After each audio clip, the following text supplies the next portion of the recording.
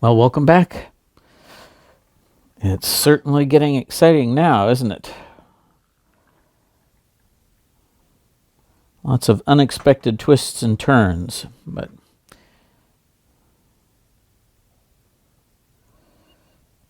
again, this is some of what happens when you let lies get out there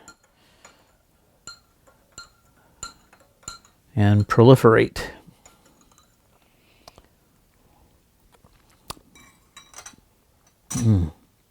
Hope you're having a little snack along with me.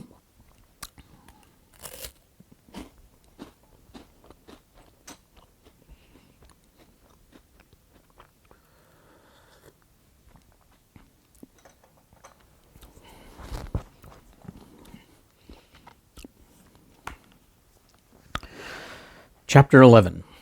The pace quickens. Quick as lightning, Rishta Tarkan leapt back out of the reach of the king's sword. He was no coward, and would have fought single-handed against Tirion and the dwarf if need be. But he could not take on the eagle and the unicorn as well. He knew how eagles can fly into your face and peck at your eyes and blind you with their wings. And he had heard from his father, who had met Narnians in battle, that no man, except with arrows or a long spear, can match a unicorn. For it rears on its hind legs as it falls upon you, and then you have its hooves and its horn and its teeth to deal with all at once. So he rushed into the crowd and stood calling out, to me, warriors of the Tisroc, may he live forever! To me, all loyal Narnians, lest the wrath of Tashlin fall upon you!"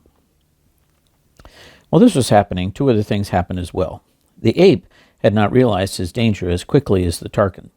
For a second or so, he remained squatting beside the fire, staring at the newcomers. Then Tirion rushed upon the wretched creature, picked it up by the scruff of its neck, and dashed back to the stable, shouting, "Open the door!" Pogan opened it. "Go and drink your own medicine, shift," said Tirion, and hurled the ape through into the darkness. But as the dwarf banged the door shut again, a blinding greenish-blue light shone out from the inside of the stable. The earth shook, and there was a noise, a strange noise, a clucking and screaming, as if it was the hoarse voice of some monstrous bird. The beasts moaned and howled and called out, "Tashlin, hide us from him!" And many fell down, and many hid their faces in their wings or paws. No one except Farsight the eagle, who has the best eyes of all the living, noticed the face of Rishta Tarkan at that moment. And from what Farsight saw there, he knew at once that Rishta was just as surprised and nearly as frightened as everyone else. "There goes one," thought Farsight, "who has called on gods he does not believe in. How will it be with him if they really come?" The third thing, which also happened at the same moment, was the only really beautiful thing that night. Every single talking dog in the whole meeting, there were 15 of them, came bounding and barking joyously to the king's side. They were mostly great dogs with thick shoulders and heavy jaws. Their coming was like the breaking of a great wave on a sea beach. It nearly knocked you down. For though they were talking dogs, they were just as doggy as they could be. And they all stood up and put their front paws on the shoulders of the humans and licked their faces, all saying at once, "Welcome, welcome! We'll help, help, help! Show us how to help, show us how! It was so lovely that it made you cry. This, at last, was the sort of thing that they'd been hoping for. And when a moment later, several little animals, mice and moles and a squirrel or two, came pattering up, squealing with joy and saying, See, we're here!" And when, after that, the bear and the boar came too, Eustace began to feel that perhaps, after all, everything might come out, it was going to come out right. But Tirion gazed round and saw how very few of the animals had moved. To me, he called. "Have you all turned cowards since I was your king?" "We daren't," whispered the dozens of voices. "Tashlin would be angry. Shield us from Tashlin." "Where are all the talking horses?" said Tirion to the boar. We've seen, squealed the mice. "The ape has made them work. They're all tied up down at the bottom of the hill." "Then all you little ones," said Tyrion, "you nibblers and gnawers and nutcrackers, away with you as fast as you can scamper, and see if the horses are on our side. And if they are, get your teeth into those ropes and gnaw till the horses are free, and bring them hither." "With a good will, sire," came the small voices, and with a whisk of tails those sharp-eyed and sharp-toothed folk were off. Tyrion smiled for mere love as he saw them go. But it was already time to be thinking of other things. Rishta Tarkin was giving his orders. "Forward," he said. "Take them all alive if you can, and hurl them into the stable or drive them into it. And when they were all in, we will put fire to it and make an offering to the great god Tash." "Ha," said Farsight to himself. "So that's how he hopes to win Tash's pardon for his unbelief." The enemy line, about half of Rishta's force, was now moving forward, and Tyrion had barely time to give his orders. "Out on the left, Jill, try to shoot all you may before they reach us. Boar and Bear next to her. Pogan on my left, Eustace on my right. Hold the right wing, Jewel. Stand by him, Puzzle, and use your hooves. Hover and strike, Farsight, you dogs, just behind us. In going among them after the swordplay has begun. Go in among them after the swordplay has begun. Aslan, to our aid."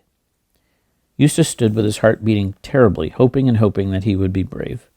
He had never seen anything, though he had seen both a dragon and a sea serpent, that made his blood run so cold as that line of dark-faced, bright-eyed men. There were 15 Calormen, a talking bull of Narnia, Slinky the fox, and Raglar the satyr. Then he heard twang and zip on his left, and one Calorman fell. Then twang and zip again, and the satyr was down. "Oh, well done, daughter," came Tyrion's voice, and then the enemy was upon them. Eustace could never remember what happened in the next 2 minutes. It was like a dream, the sort that you have when your temperature is over 100 degrees, until he heard Rishta Tarkin's voice calling out from the distance, "Retire! Back hither and reform!" Then Eustace came to his senses and saw the Calormans scampering back to their friends, but not all of them. 2 lay dead, pierced by Jewel's horn, one by Tyrion's sword. The fox lay dead at his own feet, and he wondered if it was he who had killed it. But the bull was also down, shot through the eye by an arrow from Jill, and gashed in his side by the boar's tusk. But the Narnian side had its losses too. 3 dogs were killed, and a 4th was wobbling around behind the lion on 3 legs and whimpering. The bear lay on the ground, moving feebly. Then it mumbled in a throaty voice, bewildered to the last, I don't understand," laid its big head down on the grass as quietly as a child going to sleep, and never moved again. In fact, the first attack had failed. Eustace didn't seem able to be glad about it. He was so terribly thirsty, and his arm ached so. As the defeated Calormans came back to their commander, the dwarfs began jeering at them. "Had enough, darkies?" they yelled. "Don't you like it? Why doesn't your great Tarkin go and fight himself instead of sending you to be killed? Poor darkies." "Dwarfs," called Tyrion, "come here and use your swords and not your tongues. There is still time. Dwarves of Narnia, you can fight well, I know. Come back to your allegiance." "Yeah," sneered the dwarfs. "Not likely. You're just as big humbugs as the other lot. We don't want any kings. The dwarfs are for the dwarfs. Boo." Then the drum came. Not a dwarf drum this time, but a big bull's hide Calorman drum. The children, from the very first, hated the sound. Boom, boom, ba-ba-boom, it went. But they would have hated it far worse if they had known what it meant. Tyrion did. It meant that there were other Calorman troops somewhere near, and that Rishta Tarkin was calling them to his aid. Tyrion and Jewel looked at one another sadly. They had just begun to hope that they might win that night, but it would be all over with them if new enemies appeared. Tyrion gazed desperately round. Several Narnians were standing with the Calormans, whether through treachery or an honest fear of Tashlin. Others were still sitting, staring, not likely to join either side, but there were fewer animals now. The crowd was much smaller. Clearly, several of them had just crept away quietly during the fighting. Boom, boom, ba-ba-boom, went the horrible drum. Then another sound began to mix with it. "Listen," said Jewel. And then, "Look," said Farsight. A moment later, there was no doubt what it was. that with a thunder of hooves and tossing heads, widened nostrils, and waving manes, over a score of talking horses of Narnia came charging up the hill. The gnawers and the nibblers had done their work. Pogan the dwarf and the children opened their mouths to cheer, but that cheer never came. Suddenly the air was filled with the sound of twanging bowstrings and hissing arrows. It was the dwarfs who were shooting, and for a moment Jill could hardly believe her eyes. They were shooting the horses. Dwarfs are deadly archers. Horse after horse rolled over. Not one of those noble beasts ever reached the king. "Little swine!" shrieked Eustace, dancing in his rage. "Dirty, filthy, treacherous little brutes!" Even Jewel said, "Shall I run after those dwarfs, sire, and spit 10 of them on my horn at each plunge?" But Tirian, with his face as stern as stone, said, "Stand fast, Jewel. If you must weep, sweetheart," this was to Jill, "turn your face aside and see that you do not wet your bowstring. And peace, Eustace. Do not scold like a kitchen girl. No warrior scolds. Courteous words, or else hard knocks, are his only language." But the dwarfs jeered back at Eustace. "That was a surprise for you, little boy, eh? Thought we were on your side, did you? No fear. We don't want any talking horses. We don't want you to win any more than the other gang. You can't take us in. The dwarfs are for the dwarfs." Rishta Tarkin was still talking to his men, doubtless making arguments for the next attack, and probably wishing he had sent his whole force in the first. The drum boomed on. Then, to their horror, Tirian and his friends heard, far fainter, as if from a long way off, an answering drum. Another body of Calormans had heard Rishta's signal and were coming to support him. You would not have known from Tirian's face that he had now given up all hope. "Listen," he whispered in a matter-of-fact voice. "We must attack now, before yonder miscreants are strengthened by their friends." "Bethink you, sire," said Pogan, "that here we are have the good wooden wall of the stable at our backs. If we advance, shall we not be encircled and get sword points between our shoulders?" "I would say as you do, dwarf," said Tirian, "were it not their very plan to force us into the stable. The further we are from that deadly door, the better." "The king is right," said Farsight. "Away from this accursed stable and whatever goblin lives inside it, at all costs." "Yes, let's do," said Eustace. "I'm coming to hate the very sight of it." "Good," said Tirian. "Now look yonder to your left. You see a great rock that gleams white like marble in the firelight? First, we will fall upon those Calormans. You, maiden, shall move out on our left and shoot as fast as ever you may into their ranks, and you, eagle, fly in their faces from the right.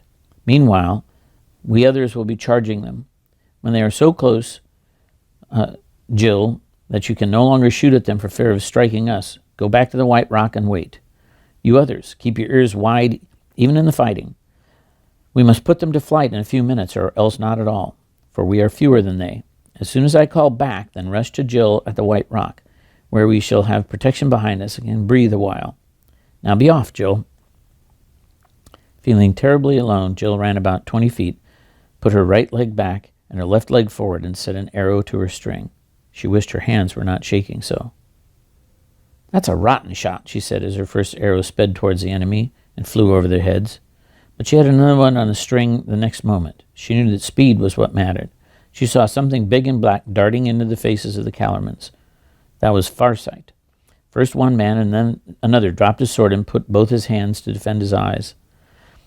Then one of her arrows hit a man, and another hit a Narnian wolf, who had, it seemed, joined the enemy. But she had been shooting only for a few seconds when she had to stop. With a flash of swords and the boar's tusks and Jewel's horn, and with dogs baying from the dogs, Tirian and his party were rushing on their enemies. Like men in a 100-yard race, Jill was astonished to see how unprepared the Calormans seemed to be. She did not realize that this was the result of her work in the Eagles. Very few troops can keep on looking steadily into the front if they are getting arrows in their face on one side and being pecked by an eagle on the other. "Oh, well done," shouted Jill. The king's party were cutting their way into the enemy. The unicorn was tossing men as you toss hay with a fork. Even Eustace seemed to Jill, who after all didn't know very much about swordsmanship, to be fighting brilliantly. The dogs were at the cattleman's throat. It was going to work. It was victory at last. With a horrible, cold shock, Jill noticed a strange thing. So Calamans were falling at each Narnian's sword stroke. They never seemed to get any fewer. In fact, there were actually more of them now than when they began the fight. There were more every second. They were running up from every side. They were new Calamans. These new ones had spears. This was not such a crowd. There was such a crowd of them that she could hardly see her own friends. Then she heard Tyrion's voice crying, "Back! To the rock!" The enemy had been reinforced. The drum had done its work.